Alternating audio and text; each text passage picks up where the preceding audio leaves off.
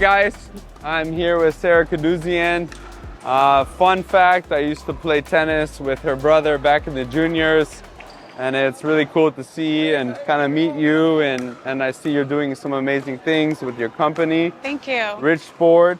Maybe you can tell us a little bit about how that started and what your vision is behind it. So we created Rich Sport, we launched 7 months ago. The idea came about 2021, and it is a company between my childhood best friend and I. We've been best friends since we were 13. Nice. And I was a competitive player. Nicole played rec, and we wanted versatility and color and fun in tennis.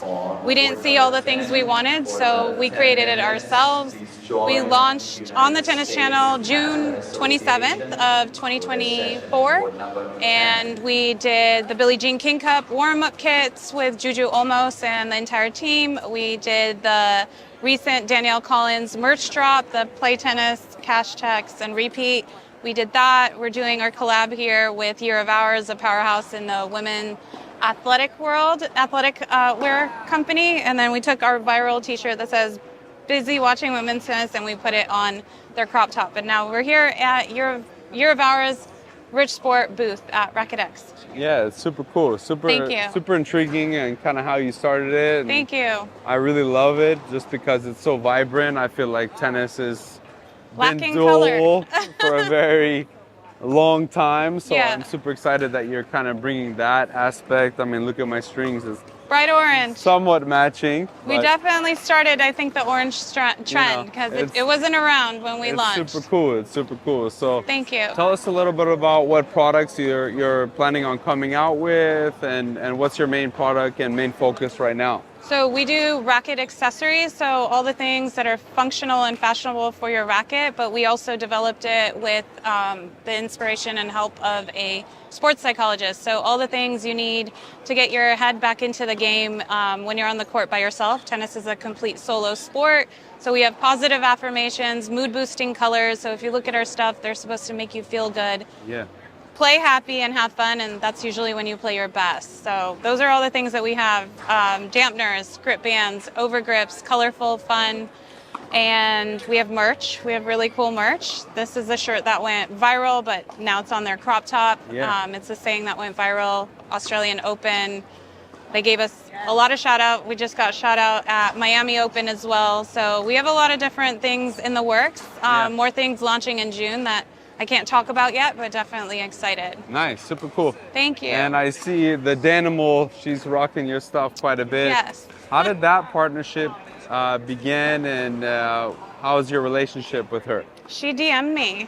She nice. DM'd me directly while she was at the Australian Open, and she was interested in doing merch. We showed up on her For You page, and I had been following her. I had been trying to figure out how I'm going to get in touch with her because her DMs, like, you can't reach out to her. I didn't know how. So last year I was manifesting her, and then I woke up the day after the Australian Open commotion, and I had a DM from her. Nice. And she was been nothing but amazing to work with, so fun, and we told her exactly what we wanted to do, and she approved everything, and she's been a part of it. She was very vocal on the colors and what she wanted, but she was like, I love what you girls are doing, so take the lead. And then she was very involved with, like, what we're putting out there. Yeah, for sure. That's super cool. Yeah. And tell us a little bit about your tennis background and what you do now to stay fit, and how do you present yourself on the court in terms of level-wise?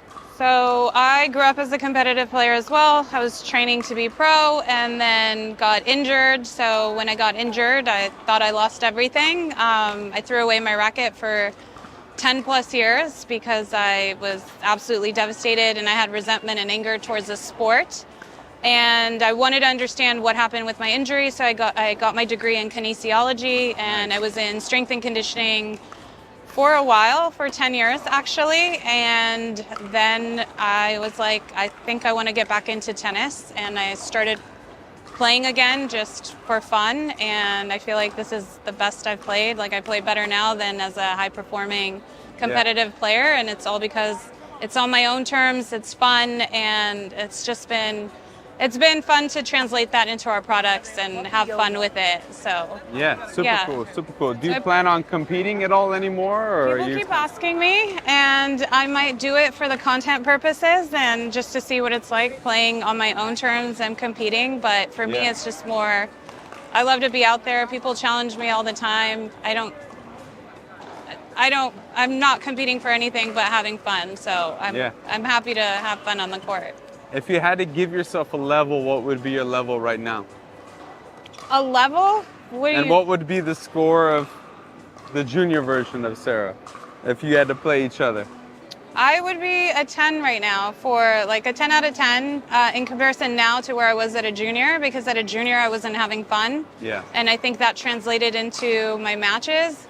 So playing more tight, playing more with nerves.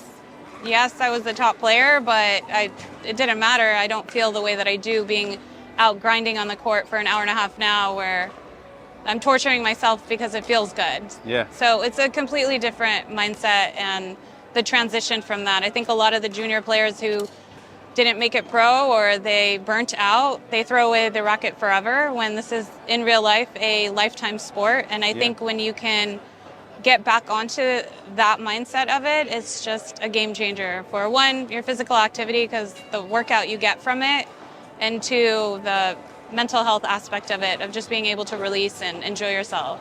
For sure, for sure. I think you made some good points on, Thank you. you know, the pressure on being a junior player.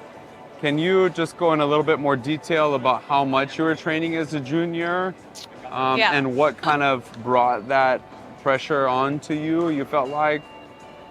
I think that was just a time where people weren't properly educated on the training. Now when you're hearing like someone like Sinner talk about how it's a benefit that he started way later as opposed to starting at 5 years old, there's so much science behind it on what happens to your body when you're starting that early, and the burnout that happens and the injuries that come about. And I think the proper education now, just the longevity that you'll have on that court as opposed to burning out by the time you're 20 years old. Yeah. And I think the thing about that was being on the court 5 to 6 hours a day per my dad's request, and being on the court every day, playing through injuries, recovery was shamed upon. Yeah. Now people don't understand how recovery is so underrated, and that should be your number one thing, as opposed to everything else. I think having that just makes such a difference, and I think more junior players in particular for tennis should be more educated on that, the parents in particular, because you'll save a lot of hardships for your athlete. For sure. So you mentioned that you were training 4 to 5 hours a day as a junior. What age did that really start for you? Oh my God, like what, 10, 8? Wow. I started playing at 5, but by the time I was 8 to 10 years old, I was already hours a day, tournaments on the weekends. So yeah. On the grind. Yeah. Yeah. Typical tennis style. And I can imagine you didn't do like a full school program. Were you homeschooled? I was homeschooled by the time I hit my end of freshman year. Yeah. So my education was ridiculous. I knew nothing by the time I graduated, so I had to learn a lot. Once I got into college, I had to learn so much. I mean, it's really difficult, but whatever I learned in school, I don't apply it into my business here. I learned everything by experience, and I think I learned more being on the tennis court, and all the lessons I learned being a tennis player, I correlate it and use it to my advantage as a business owner now. So awesome. Even the education, school system education didn't teach me what the tennis court taught me. 100%. Yeah, I agree with you there. Yeah. Cool. All right, Sarah. Well, thank you so much. Thanks. I appreciate your time, and nice to finally connect with you. And it's kind of fun that we have some sort of ties in the My junior brother. Southern California tennis scene. So it's nice to see you guys doing well, and good luck with all your endeavors. Thank you. Richsport.inc. There we go.